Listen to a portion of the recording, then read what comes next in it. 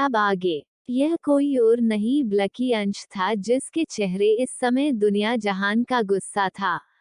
वह दन दनाते हुए वहां पर आता है और सीधा आकर रणविजय का काला पकड़ लेता है। तुम्हारी कैसे हई? तुम मेरी जिंदगी का फैसला करने वाले हो कौन? कौन हो तुम मेरे घर में दखल देने वाले? उद्धरण चिन्ह। ये बोलकर वह उसका काला को पकड़कर उसे हिलाए जा रहा था। वही रणविजय चिढ़ जाता है और उससे अपना काला छुड़ाकर, बस कर साले, कितना घुमाने का इरादा है?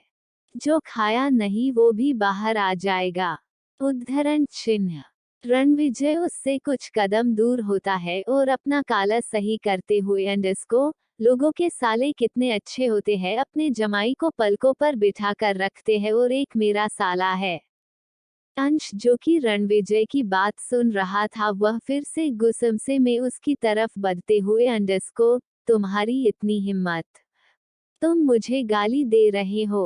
अरे मैंने कब गाली दी तुम्हें? उद्धरण चिन्ह। अभी अभी तुमने मुझे साला नहीं बोला। उद्धरण चिन्ह। तो उद्धरण चिन्ह, तो क्या साला गाली नहीं होती? उद्धरण चिन्ह। अब रणविजय की आंखें छोटी हो जाती है। वह घूरकर अपने सामने खड़े अंश को देखता है। आज उसको सच में शक हो रहा था कि यह लड़का सच में द ग्रेट अंश है, जिसने इतना सब कुछ सोच समझकर किया, क्योंकि इसकी हरकतों से तो नहीं लग रहा। क्या मुझे ऐसे क्यों देख रहे हो जैसे कभी कोई इंसान नहीं देखा? देख भाई, बुरा मत मानना, मैं इंसान तो बहुत देखे हैं, लेकिन गलतफहमी में जी रहा इंसान पहली बार देखा है। मतलब तू खुद ही देख, तू आया, मेरा कॉलर पकड़ा और मुझे न जाने क्या क्या बोल रहा है, और मुझे उसे चीज के बारे में पता ही नहीं। अब अंश को भी याद आता है कि वह क्यों आया था। वह अपनी पेन की पॉकेट से एक पेपर निकलता है और विजय के सामने कर देता है। रणविजय जब उसे पेपर को देखा है तो वह गुस्सा हो जाता है और उसका कॉलर पड़ते हुए, अगर निभा नहीं सकता तो फिर शादी की ही क्यों थी, जो अब तलाक लेकर मेरे घर में आ गया? अगर मुझे पहले पता होता ना तो मैं तुमसे मुलाकात नहीं बल्कि मुकलत करता। तुम्हारी हिम्मत कैसे हुई मेरी बहन को छोड़ने की? अंश उसे अपना कॉलर छुड़वाते हुए अंडस को, एक मिनट, तुम्हें कोई गलतफहमी हो रही है। मैं नहीं हूँ जो तुम्हारी बहन के घर को उजाड़ रहा है, वो तुम हो जो खुद अपने हाथों से अपनी बहन के घर को उजाड़ रहे हो। ये पेपर मुझे तुम्हारी तरफ से आए हैं। रणविजय उसका कॉलेज छोड़ देता है और उसको बिना यकीन के देखते हुए, ये क्या बकवास कर रहे हो तुम? मैंने तुम्हें कोई भी पेपर नहीं भेजे, लेकिन मुझे वकील ने बोला कि शेखावत परिवार से ही यह पेपर्स आए हैं। लेकिन मुझे भी अच्छी तरह से याद है, मैंने तो ये कभी सोचा भी नहीं कि मैं अपनी बहन को तुमसे तलाक दिला दूं, क्योंकि मुझे पता है रोशनी तुमसे कितना प्यार करती है। अगर मुझे उसे तलाक दिलवाना ही होता ना तो 3 साल पहले ही दिलवा देता। तो फिर यह डाइवोर्स पेपर आखिर भेजे किसने? सब अभी सो ही रहे थे कि तभी सीडीओ से एक आवाज गूंजती है, मैंने ये डाइवोर्स पेपर मैंने भेजे हैं। सबका ध्यान उसे तरफ जाता है जहां पर पंखुड़ी समीर को अपनी गोद में लिए हुए खड़ी थी। उसके पीछे अंशिका थी जिसकी गोद में जानू थी। वह दोनों वहां से नीचे आती है और पंखुड़ी सीधा जाकर सोफे पर बैठ जाती है। ये डाइवोर्स पेपर मैंने भेजी है, चुपचाप से इस पर साइन कर दो। आंसा अपनी आवाज ऊंची करते हुए, तुम होती कौन हो हमारे घर में मामलों में बोलने वाली? तुम्हें कोई हक? Keep your volume down. Pankhuri Kapoor को आवाज सिर्फ अपनी ही ऊंची अच्छी लगती है और किसी की नहीं, इसीलिए मुझसे बात करने से पहले अपने लेसे और अपनी वॉल्यूम को थोड़ा कम कर कर बात करो, क्योंकि अगर मेरी हाटिना तो तुम्हारी बहुत बुरी तरह से लग जाएगी।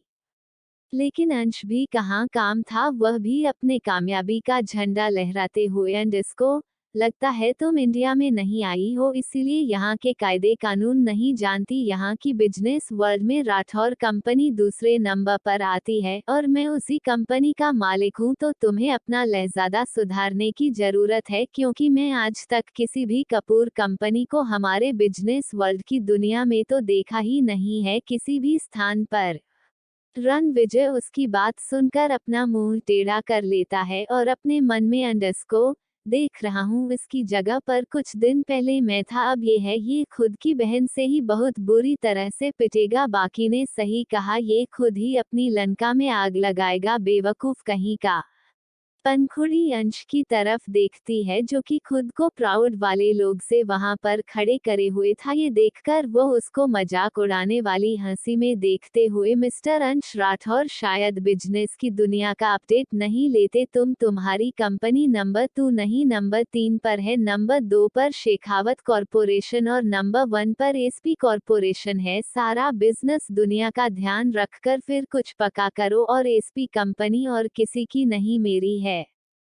अंश की आंखें हैरानी से बड़ी हो जाती है। वो पंखुड़ी की तरफ ऐसे देखा है जैसे उसको वह बिजनेस न्यूज सर्च करता है, तो ये सच थी। वह सपा कंपनी के बारे में भी रिसर्च करता है। वहां पर उसे उसकी मिस्टीरियस सीईओ और उसकी कमजोरी के घेरे सारे आर्टिकल्स लिखे हुए थे, जिनको देखकर अंश का चेहरा उतर जाता है, लेकिन वह मनाना नहीं चाहता था।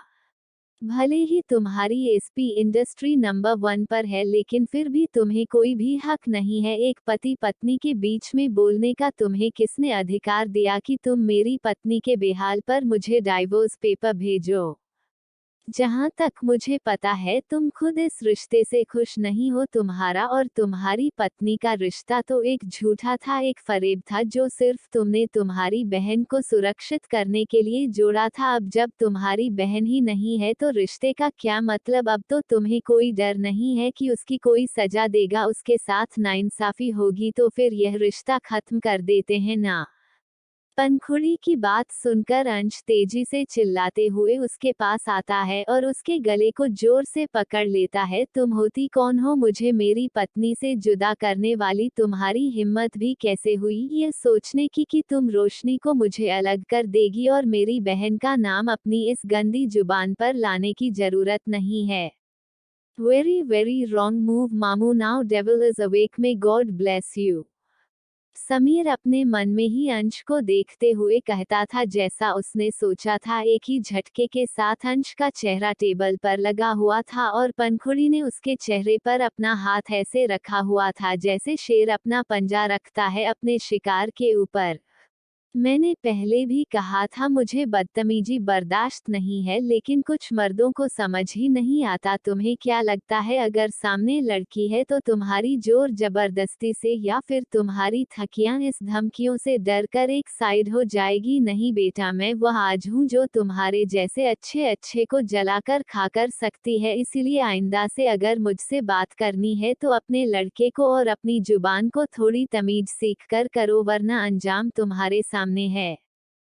अंशु उससे अलग होने की कोशिश करता है तो पंखुड़ी उससे अलग हो जाती है। बेचारे वंश के पूरी तरह से जबड़ा दुख रहा था। वह अपने मुंह पर हाथ रख लेता है और कुछ देर उसको सही करने में लग जाते हैं। वही गेट की तरफ से आ रहे सरिता जी और अभिजीत जी अपनी बेटी का ये रूप देखकर हैरान थे, लेकिन उनको मजा भी आ रहा था। आंखें किसी ने तो उनके बिगड़े हुए शहजादे के ऊपर नकेल कसी दी थी। रही बात डाइवोर्स की, तो जो मैंने बोल दिया वह फाइनल है। पैसे भी इस चीज में रोशनी की मर्जी शामिल है। मुझे पता है कि तुम रोशनी को क्यों अपने पास रखना चाहते हो और मेरे पास उसका भी सॉल्यूशन है। रोशनी खुशी खुशी तुम्हें वरुण को देती है, तुम अपने बेटे के साथ खुश रहो, रोशनी को भी अपनी नई जिंदगी शुरू करने का। अंश कुछ कहता कि पंखुड़ी उसको अपने हाथों से बाहर जाने का इशारा कर देती है और कुछ कार्ड जाकर उसको पूरे सम्मान के साथ बाहर ले भी जाते हैं। उसके जाते ही रोशनी की आंखों में रुके हुए आंसू बहते हैं। वो पंखुड़ी की तरफ देखती है तो पंखुड़ी उसके सामने जाकर, जो मेरी वजह से बर्बाद हुआ है उसे मैं ही सुलझाऊंगी। मुझे पता है मेरा बेवकूफ भाई तुमसे प्यार बहुत करता है, लेकिन उसे प्यार को ऊपर लाना है और अपने गुस्से को नीचे, इसीलिए ये तड़प जरूरी है। मुझे उम्मीद है आप मेरा पूरा साथ दोगी। मैं हमेशा से यही सोचती थी कि भगवान ने हमारी किस्मत एक ही कलम से लिखी है, हम दोनों को ही प्यार में धोखा मिला था, लेकिन उसे धोखे में भी प्यार तो था ही ना। लेकिन शायद भगवान ने मुझे आपके जितना मजबूत नहीं बनाया था, या फिर मेरी कोई बैकफोन नहीं था। लेकिन अब जैसा आप कहेंगे मैं बिल्कुल पैसा ही करूंगी, मुझे आपके ऊपर और आपका फैसला पर यकीन है। तो कल से शुरू होगा मिशन, अंश की अकल ठिकाने लगाओ।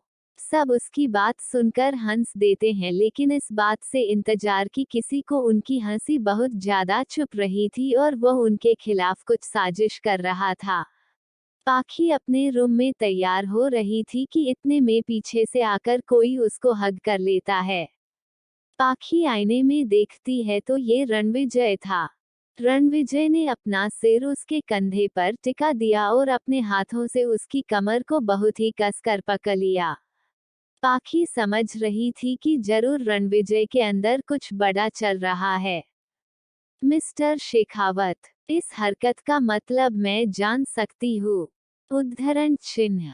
मुझे पता है अगर तुमने ये सब करने का सोचा है तो जरूर कुछ सोच कर ही किया होगा, इसलिए मैं ज्यादा सवाल जवाब नहीं करूँगा क्योंकि मुझे तुम पर पूरा भरोसा है। उद्धरण चिन्ह। पाखी की आंखों में कुछ देर के लिए सुकून उतर आता है। रणविजय को भी यह महसूस हो रहा था। वो उस पर अपनी पकड़ और ज्यादा कस देता है। कुछ देर बाद जब पाखी को रणविजय की एक समान सांसें महसूस होती है तो वो शीशे में से देखती है। रणविजय उसकी गर्दन पर वैसे ही सिर रखे सो चुका था। पाखी की आंखें ये देखकर छोटी हो जाती है। कैसा शख्स है ये, भला कोई खड़े खड़े सोता है क्या? उफ फ फ फ, कहाँ फंस गई पाखी तू। उद्धरण चिन्ह। पाखी खुद के मन में ही रणविजय को कोस लेती है और फिर उसको धीरे से अपनी बाहों में थामती है। वो कुछ देर के लिए उसका चेहरा देखती है, फिर वो उसे बहुत ही आसानी से अपनी गोद में उठाकर अपने ही बेड पर लिटा दे रही है। पाखी के बाहर जाते ही रणविजय अपनी आंखें खोल लेता है और बेड पर लोटपोट होने लगता है। उसका बहुत शर्म आ रही थी। क्या फायदा तेरा जिम में ऐसी बॉडी बनाने का? तेरी उस मासूम सी खरगोश ने तुझे किसी प्रिंसेस के जैसे गोद में उठा लिया, जैसे तू कोई बच्चा हो। तू है तुझ पर। उद्धरण चिन्ह। लेकिन फिर वो खुद के सिर पर ही मारते हुए रणविजय, रणविजय, तू सच में बेवकूफ है। तू भूल क्यों जाता है इन 3 सालों में तेरी बीवी पहले वाली खरगोश नहीं रही, अब तो शेरनी बन चुकी है, वह भी घायल। रणविजय बेड से खड़ा होता है और साइड में पड़ी पाखी समीर को पिक को उठाकर उसको अपने सीने से लगाते हुए मुझे जल्द से जल्द पाखी से माफी पानी है, क्योंकि कब तक पाखी मुझे माफ नहीं करेगी मैं सुकून से नहीं रह पाऊंगा। रणविजय उन दोनों की पिक पर किस कर लेता है और वापस से बेड पर आकर लेट जाता है। वह पाखी की खुशबू जो कि पिलो से आ रही थी उसको अपनी बाहों में कस लेता है। जब तक मेरी बीवी नहीं मिलती उसकी खुशबू से ही काम चला लेता हूँ। ये सोचकर वह उस पिलो को अपना चेहरा ले जाकर उसकी खुशबू को अपने में समाने लग जाता है। वही समीर जो कि रणविजय को बुलाने आया था, वह ये सब देखकर अपनी आंखें छोटी कर लेता है। पहले मुझे सिर्फ शक था, लेकिन अब पूरी तरह से पक्का हो गया है। आप सच में पागल हो। उद्धरण चिन्ह। रणविजय अपने ही बेटे के द्वारा इस तरह रंगे हाथ पकड़े जाने पर खुद को जमीन में गिरता हुआ महसूस करता है, लेकिन अब वो कर भी क्या सकता था, सिर्फ कोई बहाना बनाने के अलावा। लेकिन समीर उसकी शक्ल देखकर समझ जाता है। बहाना बनाने की जरूरत नहीं, मुझे आपके लक्षण देखकर समझ आ रहा है कि आप क्या करने की कोशिश कर रहे थे। आखिरी बार समझा रहा हूँ, ये हरकतें बंद कर दो वरना मुझे कोई ना कोई ठोस कदम उठाना पड़ेगा। उद्धरण चिन्ह। ये बोलकर वह वहां से चला जाता है। वही रणविजय अपनी आंखें छोटी करके गेट को घूरते हुए, मुझे इसे देखकर शक क्यों हुआ कि यह किसी दी और की औलाद है। इसकी हरकतों को देखकर कोई अंधा भी बता देगा कि यह मेरी ही औलाद है। उद्धरण चिन्ह।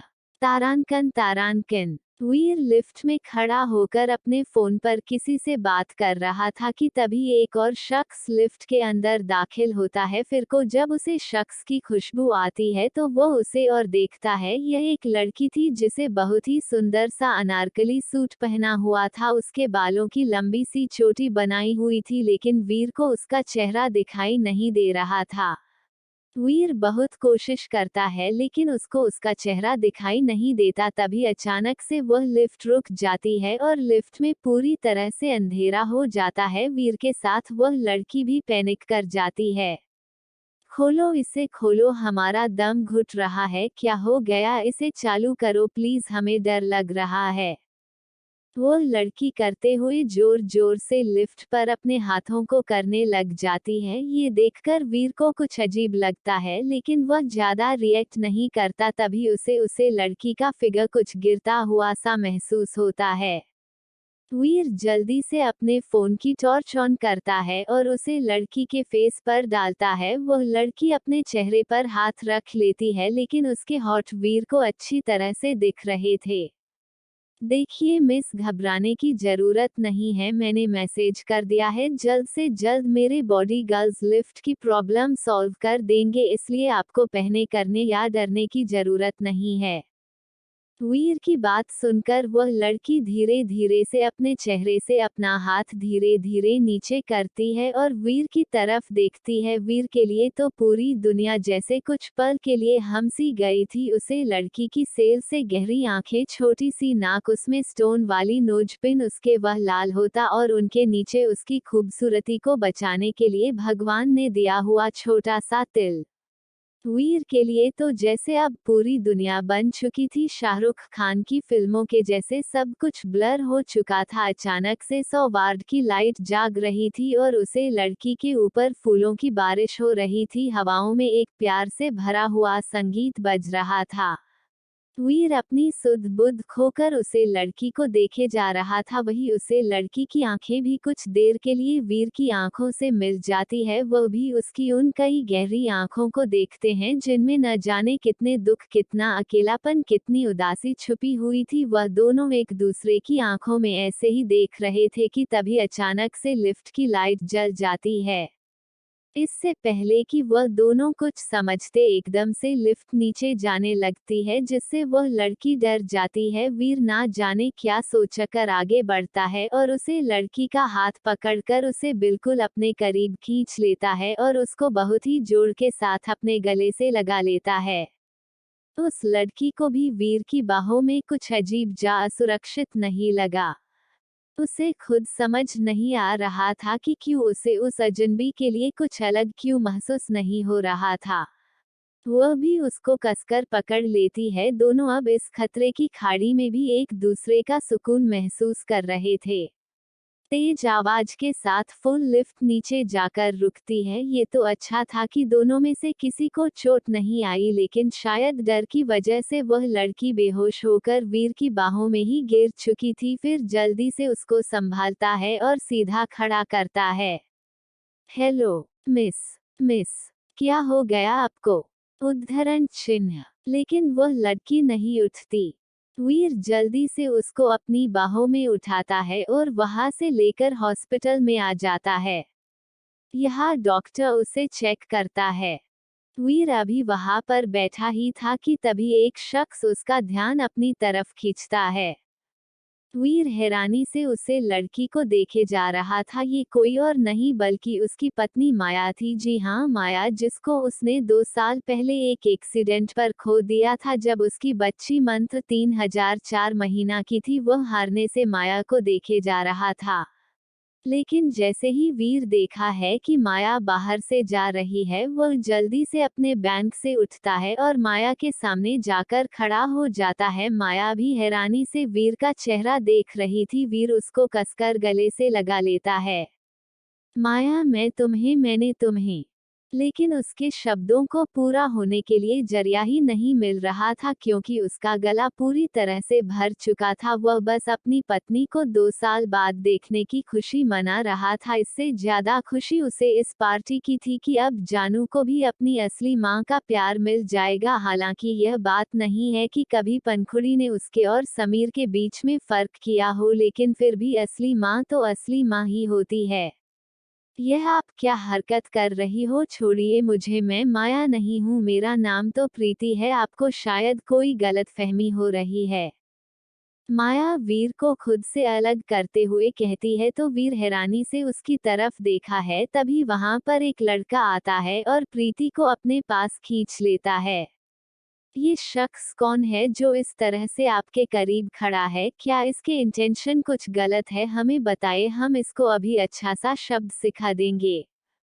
अरे नहीं नहीं, शायद इनको कोई गलतफहमी हुई है, ये हमें कोई और समझ रहे थे, लेकिन हम तो प्रीति हैं।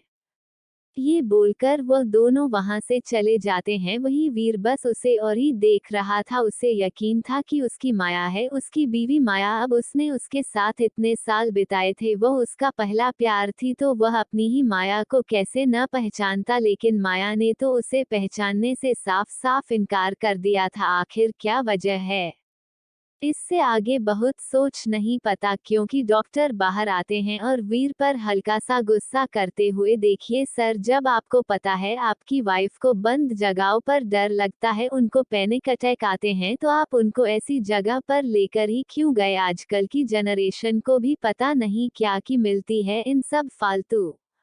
वीर अभी एक शौक से उभर नहीं था, इस डॉक्टर ने उसे पर दूसरा बम फोड़ दिया। वह बेचारा कुछ कहने की कोशिश कर रहा था, लेकिन डॉक्टर ने उसे चुप कराकर दवाई की पर्ची पढ़ा दी। वीर दवाई की पर्ची ले आता है और उसे डॉक्टर को खोजते हुए, न जाने ऐसे उल्टे सीधे लोग मेरे ही किस्मत में क्यों पड़े हैं। मतलब देखो, मैंने तो कुछ किया भी नहीं, कुछ कहा भी नहीं, ये पहले से ही मुझ पर चल रहा है। मतलब हद होती है यार, ऐसा कौन करता है? वीर उसे लड़की की बाद में पहुंच चुका था। वह अपना सिर उठाकर सामने देखा है, तो वह लड़की उसकी अजीब नजरों से देख रही थी। वीर उसको होश में देखकर चैन की सांस लेता है और उसे पर ही चिल्लाते, अरे मैडम, अगर आपको पता है कि आपको पैनिक अटैक आते हैं, तो आप इतना पैनिक ही क्यों किया? आपको पता है आपकी वजह से उसे डॉक्टर ने खामखम मुझे सुना दिया। मतलब मेरे साथ तो वही बात होगी, मारना माँ, मैं तेरा मेहमान कहाँ? मैं अपने दोस्त को मिलने गया था और कहाँ तुम जैसी मुसीबत मेरे गले पड़ गई। बेड पर लेटी लड़की उसकी तरफ अजीब नजरों से देखते हैं और फिर बहुत ही शांत लहजे में, मेरी वजह से आपको जो भी प्रॉब्लम हुई उसके लिए हम तहे दिल से माफी मांगते हैं, लेकिन इसमें गलती आपकी भी है। आप उनको बता भी सकते थे कि आप हमारे कुछ नहीं लगता। उसकी इस बात को सुनकर ना जाने क्यों, लेकिन हमारे वीर को कुछ मटका। उसके दिल में उसे अजीब सा एहसास हुआ, लेकिन उसने सब कुछ जाने का तय किया और वह उसके हाथ में वह दवाई की पर्ची पकड़कर उसके सामने हाथ जोड़कर वहां से जाते हुए, वह मैडम, एक तो मैं आपकी मदद की, ऊपर से आप मुझको गलत ठहरा रही है। सही कहते लोग, पढ़ाई का तो जमाना ही नहीं रहा। भगवान करे हम वापस कभी ना मिले। उसके जाते ही उसे लड़की के चेहरे पर हल्की सी मुस्कान आ जाती है। वह अपने हाथ में पड़ी दवाई को देखते हैं और फिर उसे तरफ जहां से वीर गया था, उसके दिल में अजीब सी तितलियां उड़ रही थी, जैसे कोई बरसों पर आना साथी उसने देख लिया हो, वह खुद के ही सिर पर।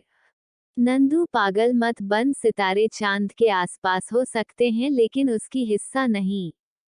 अंडस्को देखिए, हम बोल रहे हैं, हमें ये डील मंजूर नहीं है। अगर आप लोग हमारे साथ जबरदस्ती करेंगे तो हम पुलिस के पास जाएंगे। एक आदमी जो कि मिडिल एज का था, वह खामखाही एसपी कॉर्पोरेशन के सामने हंगामा कर रहा था। तभी वहां पर एक आलीशान सी गाड़ियां करती है, जिसमें से हमारी पंखुड़ी बाहर आती है। वह अपनी कोट का बटन लगाए हुए आ ही रही थी कि तभी वह लड़का और उसके साथी उसके खिलाफ नारेबाजी करने लग जाते। इस तरह से मेरा रास्ता रोककर मेरे ही नाम के बैनर पड़े हुए हो, जरा सा तो शर्म करो। मेरे नाम की स्पेलिंग तो ठीक का लो। अगर तुम्हें इंग्लिश नहीं आती तो कम से कम हिंदी में ही पंखुड़ी लिख लेते, इतना मुश्किल नाम भी नहीं है मेरा।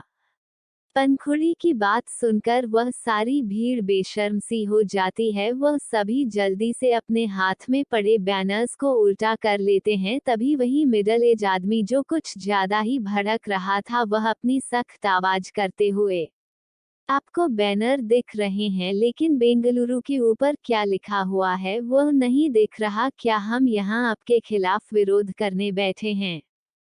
हाँ तो कर लो, मुझे क्या फर्क पड़ता है। और आपकी इस हरकतों से मेरे तो ऑफिस की प्रमोशन ही हो रही है, तो मुझे इस चीज से कोई एतराज नहीं है। आप करो, आपको जितना थराना देना है दो।